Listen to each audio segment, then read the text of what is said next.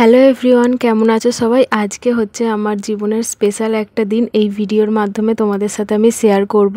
আজ হচ্ছে আমার 7 মাসের শ্রাদ্ধের অনুষ্ঠান। আর এই ভিডিওটা হচ্ছে আমার শ্রাদ্ধের আগের দিনের ভিডিও, মানে শ্রাদ্ধের সন্ধেবেলাটা করে আগের দিনের সন্ধেবেলা আমার মা এসেছিল আমাদের বাড়িতে, আর আমার ঠাকুমা এসেছিল আমাদের বাড়িতে। কারণ আগের দিনে আনাজ ফানাজ কোটা অনেক কিছু কাজ আছে, সেইগুলোই আমার মা এসেছিল আমার শাশুড়ির হাতে হাতে করে দেবে বলে।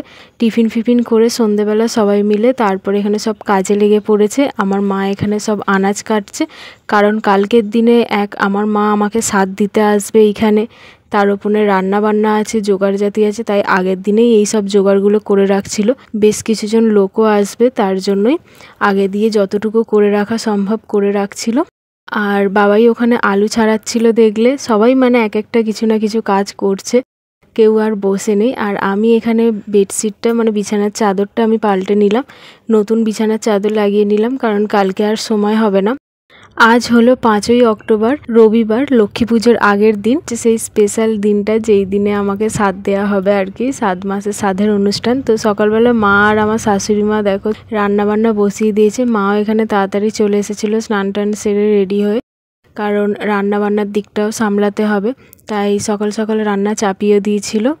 গ্যাসে ওখানে আমার শাশুড়ি মা করছে, আমার মা এদিকে রান্না করছে উনুনে। রান্না বান্নার দিকে আমার মা আর আমার শাশুড়ি মা ছিল, আর আমিও এখানে রেডি হয়ে নিয়েছিলাম, যতটা পেরেছি নিজে তাড়াতাড়ি রেডি হয়েছি, কারণ অনেক সব লোকজন চলে আসতে শুরু করে দিয়েছে।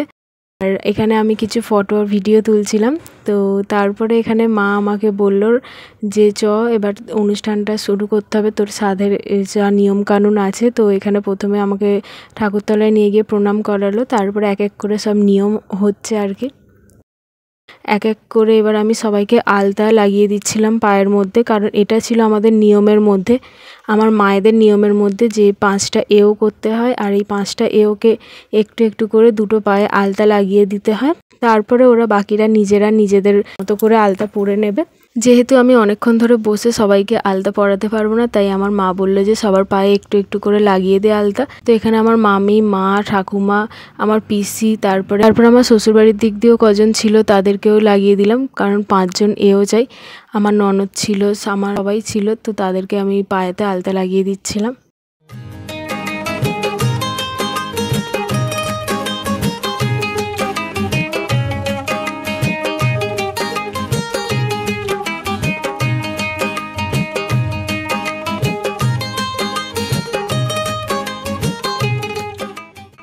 আগের বারে শ্রাদ্ধটা দিয়েছিল আমার শাশুড়ি মা, আর এইটা হচ্ছে আমার মা দিচ্ছে এই শ্রাদ্ধটা 7 মাসে, তাও আবার আমার শ্বশুরবাড়িতে এসে আমার মাকে দিতে হয়। এটাই হচ্ছে আমার মায়েদের নিয়ম।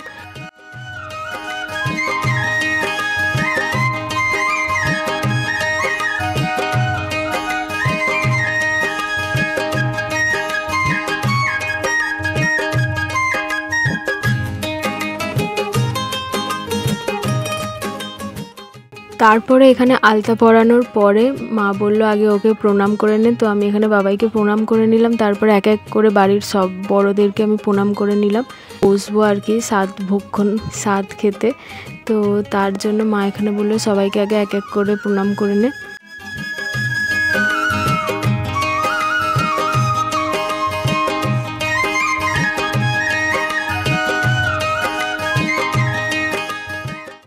আর এখানে আমার মা, মামি, আমার পিসি সবাই মিলে এখানে জোগাড় করছিল। আজকের এই যে চাল কড়াই ভাজা যে দেখছো, সব আমাকে মানে ভাজা দিতে এসছে। শ্রাদ্ধের যে ভাজা দেওয়ার যে নিয়মটা আছে ওইটা আমার মা আজকে দেবে। তো সব রকম ভাজা নিয়ে এসেছে, চাল কড়াই ভাজা, চপ, সিঙ্গারা, বেগুনি, তারপরে আরও অনেক ধরনের মিষ্টি, মোয়া, তিলের নাড়ু থেকে শুরু করে ঝাল নাড়ু, অনেক কিছুই সব ছিল। তো সেইগুলো সব জোগাড় করে নিচ্ছিল। তো ওইগুলো আমাকে আজকে সারাদিন খেয়ে থাকতে হয়, তো ওইগুলো মারা সাজিয়ে দিচ্ছিল। আর এখানে আমাকে মা শ্রাদ্ধের দিনে আমাকে গিফট দিয়েছিল মা আর বাবার তরফ দিয়ে, এই সোনার হারটা, যেটা মা আমাকে পরিয়ে দিল। চাল কড়াই ভাজা আর সব রকম এই যে ভাজা ভুজা, এগুলো সব শুধু আমাকেই দেবে তা নয়, 5টা যে এও করেছে মারা তাদেরকেও দিতে হয় নাকি সবাইকেই। যারা যারা এও হয়েছে তাদেরকেও এইরকম সেম জিনিস দিতে হয়, তো তাদেরকেও দিয়েছিল, সব জোগাড় করছিল ওইগুলোই। আর এখানে প্রথমে আমাকে মা এখানে খাইয়ে দিল।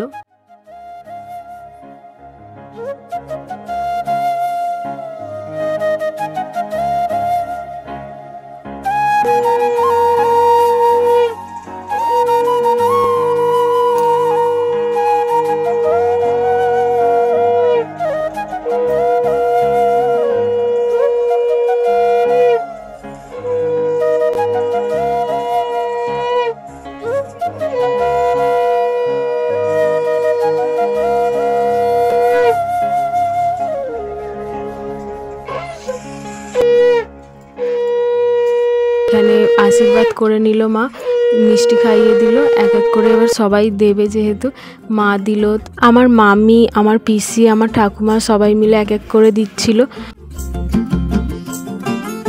किसके दो पंख लेके उड़ा चला जाए रे, जहाँ नहीं जाना था ये वही चला हाय रे। उम्र का ये ताना बाना समझ न पाए रे, जुबां पे जो मोह माया नमक लगाए रे। के देखे न भाले न जाने न दाए रे, दिशाहारा केमन बोका मुंटा रे।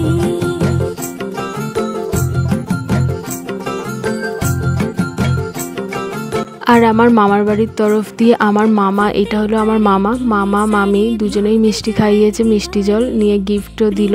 কারণ যেহেতু আমার মামার বাড়ির তরফ থেকে আমার দিদা দাদু কেউই আর নেই, তার জন্য আমার মামা আর মামি সবই কর্তব্য পালন করছে। তারপরে এখানে বাবাই আমাকে মিষ্টি খাইয়ে দিল, আমার শাশুড়ি মিষ্টি খাইয়ে দিল। তো এক এক করে আসছে সবাই।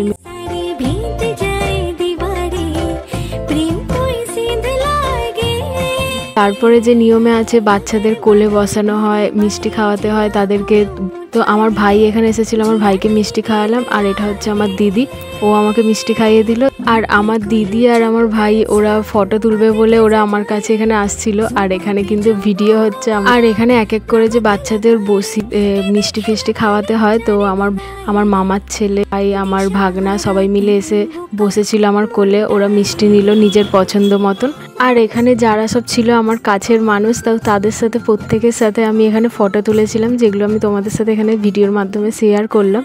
আজকে সারাদিনে আমাকে এই চাল কড়াই ভাজা এইসব খাবারগুলোই খেয়ে থাকতে হয়। আর এই যে দুপুরবেলা যে এত কিছু রান্না বান্না যে দেখছো, এগুলোর কোনো কিছুই কিন্তু আমি খেতে পারবো না। কারণ আজকে নাকি আমাকে ভাত, এই যে রান্নার সব জিনিসগুলো আমাকে খাওয়া চলবে না, এটাই নাকি মায়েদের নিয়ম। তো সাধেতে যেগুলো আমাকে দিয়েছে ওইগুলোই আমাকে সারাদিন আজকে খেয়ে থাকতে হবে। আজকে দুপুরের মেনুতে ছিল ভাত, পোস্ত আলু ভাজা, শুক্তো, মুগের ডাল, মাছের মাথা দিয়ে, পটল চিংড়ি, মাছের ঝাল। আর আমার ভাই যেহেতু মাছ খায় না, ওর জন্য মাছের ডিম, লাস্টে ছিল চাটনি, পাঁপড়, মিষ্টি। তো এই সব খাবারগুলো ছিল, কিন্তু হয়েছিল আত্মীয় স্বজনদের জন্য। মা এখানে রান্নার মানে সবকিছু তুলে দিচ্ছে। আমার মামা আর বাবাই দুজনে মিলে এখানে পরিবেশন করছে। ভেবেছিলাম আরো কিছু তোমাদের সাথে ভিডিওটা আমি শেয়ার করব, কিন্তু কিছু ফোনের কিছু প্রবলেমের কারণে আমি তোমাদের সাথে আরো অনেক কিছু শেয়ার করতে পারলাম না। কারণ আমার অনেক ভিডিও ক্লিপস ডিলিট হয়ে গেছে, যেগুলো আমি পারলাম না এখানে শেয়ার করতে।